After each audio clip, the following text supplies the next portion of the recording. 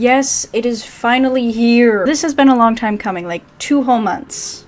2 months. Now, if you weren't here for when I was asking for Monster Roulette episode 8 suggestions, that's totally fine. All you need to know is that 2 months ago, I asked for suggestions for Monster Roulette episode 8, and I just now finally finished it. I put in a lot of thought, time, care, all the TLC into this one video, and I hope you enjoy it just as much as I did making it. So without further ado, let's get into it. This first monster is inspired by death. Roulette, beginning with this little baby stage. This small monster is carnivorous, water, and dark type. At this stage, it will primarily eat snails and feed on decay in the tide pools it lives in. It suffers a constant hunger and needs to frequently eat before it will begin to waste away within hours. This little friend-shaped monster uses its small claws to pull snails and decaying tide animals off the rocks to eat. It is rather small and pitiful, and very commonly prey to larger monsters that fly overhead and can spot its light-colored skin. During the day, this little monster will usually spend its downtime in shallow waters, hiding under rocky outcroppings.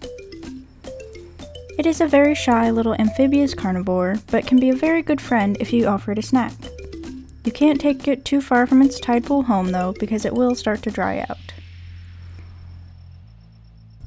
This one turned out to be very simple, but I'm very happy with it.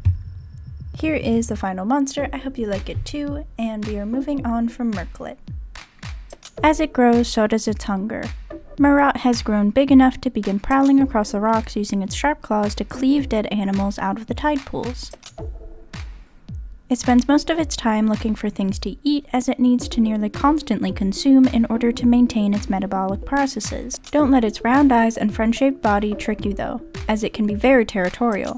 It will often chase bigger creatures and humans away from its tide pool home if it thinks there will be a competition for food, and it has a very powerful bite, laced with disease from its carrion-based diet. Roulette unfortunately cannot survive on land nor directly in the sea. In the sea, there isn't enough decay for it to reliably eat, and on land, it will dry out far too fast.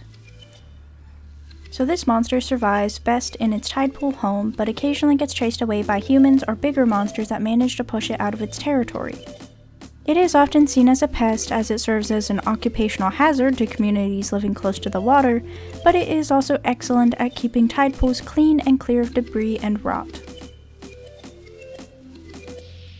Here is the final monster. It is very friend-shaped indeed, but unfortunately trapped in an endless cycle of starvation and feeding, which only becomes more pronounced in its final stage.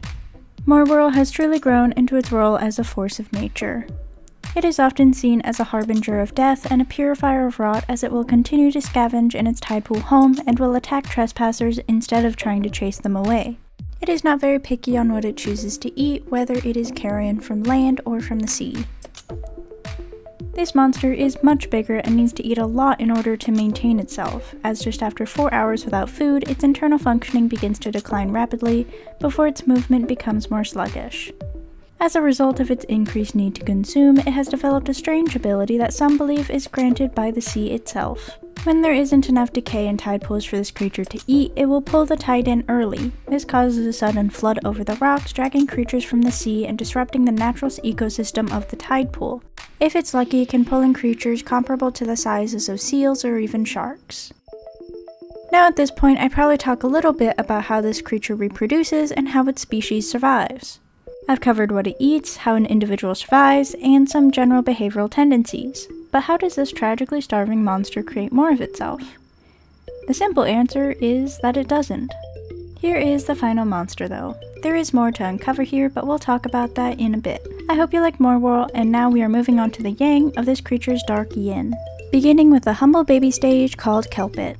This monster-inspired life begins its existence with a primary diet of kelp and algae. It doesn't live in tide pools, but instead lives deep in the ocean.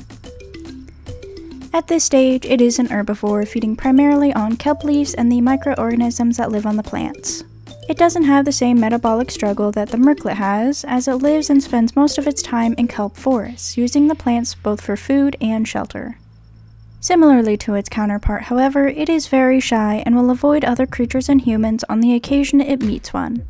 It does not have great camouflage with its pink skin, and primarily relies upon stealth in order to avoid larger predators. Unlike its counterpart, it is entirely peaceful. This does make it an easy target and a rare occurrence that hatchlings survive beyond this stage. Here is the final kelpit though. It is very cute and I'm quite happy with how it turned out. Moving right along into its realized stage, Roulette. On the occasion that this monster does survive environmental pressures, Roulette, with the development of its hind legs and stronger tail, is more capable of moving out of its kelp forest home. With its faster swim speed and its greater agility, it is able to move along rocky coastlines and navigate coral reefs. With its growth comes the development of these coral-like structures that grow out of its back. These structures allow it to blend in with coral reefs and to hide from predators. Additionally, the occasional kelp leaf that sticks to its body tend to attract fish and other small creatures. With its new agility and its tendency to roam outside of its kelp forest home, it does require more food and protein. Thus, it leans more away from its herbivore diet and more towards omnivoric tendencies. Smaller animals often follow Roulette, feeding on its urchin scraps and algae that clings to its back. At this stage, it does tend to spend more time in coral reefs in an effort to blend in and graze. Here is the final monster though. I hope you like Roulette just as much as I do. Moving on to its ascended stage, Coralum. This monster is also known as a living reefback after its more prominent coral-like growths that grow out of its back. Only the portion of the growths closest to the body are still alive, while the outer sections eventually become calcium-rich scaffolding that supports algae, small kelp species, and small fish. Unfortunately, when this monster's coral growths grow too big, they can slow the monster down and make it more difficult to move. In order to survive its own growth, Coralum needs to shed the bigger pieces, kinda similar to how deer will shed their antlers. It will move against reef structures or rocks to break sections away manually. However, it has to be very careful, as removing living portions causes heavy damage, which can lead to infection, bleeding, and vulnerability to predators. In this final stage though, it has a stronger spine to defend itself, often using its sharp claws and teeth to fight back, and hunt for larger fish. It can occasionally be seen closer to the shallows, as it has also developed a greater sense of curiosity for exploration, though it never strays too far from its coral reef home. While it does have a greater ability to hunt, it tends to feed off of invasive species of urchin and other creatures that threaten its little ecosystem, living in harmony with the world around it. Now we have once again arrived at the stage at which I should be explaining how this monster reproduces and how its species survives as a whole. But I'm not going to. Instead, here is the final monster. Did you think I was ending it there? The inspiration for this monster was the duality of life and death. I can't just create two species representing opposite sides of the same coin without bringing them together. So I decided to create a bonus illustration. Enjoy. Now these two monsters on their own cannot reproduce, and it's only when these two opposites attract that the species can survive. Merwhirl pulled the tide in, and it is by chance that a Coralum will get pulled in as well. Merwhirl are sometimes cautious of Coralum at first, but more curious than aggressive towards their own species. And eventually these two will come together. Coralum will eat the kelp that washes up in the tide pools, something that is virtually waste to Merwhirl, and Merwhirl will feed off of the coral-like growths on Coralum's back. The two form a symbiotic bond, with Merwhirl protecting Coralum fiercely and helping it shed the growths on its back to prevent detriment, and Coralum helping maintain Merwhirl's home. Over time, the Merwhirl might venture further into the water, and Coralum spending more time on land.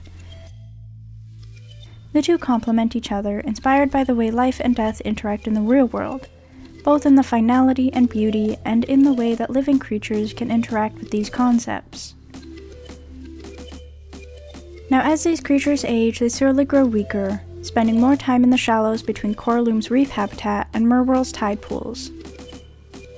And towards the very end of these two monsters' lives, they will begin a journey away from both their homes, seeking out a rocky coastline or a bay where their eggs will have a higher chance of survival. Upon reaching a suitable place to leave their eggs, they will dig a small hole in the sand and lay them. The two will stay near the site for a few days before moving off to find a resting place in the ocean. Some say that where a pair rests, a new coral reef grows from the remains to support new life for years to come. And the hatchlings that come from those eggs. Some are hunted by fish or other creatures, but those who survive find themselves washed up in tide pools or sunk to the roots of kelp forests. These two monsters are born all the same, and it's the environment they grow up in that divides them. With that, here is the final drawing. I hope you liked both these monsters and the bonus artwork. Let me know in the comments if you'd like to see a new variant of these, like something that lives in rivers and lakes. If you like this video, make sure you leave a like and check out the rest of my Monster Roulette series. For now, I'll see you guys next time. Bye!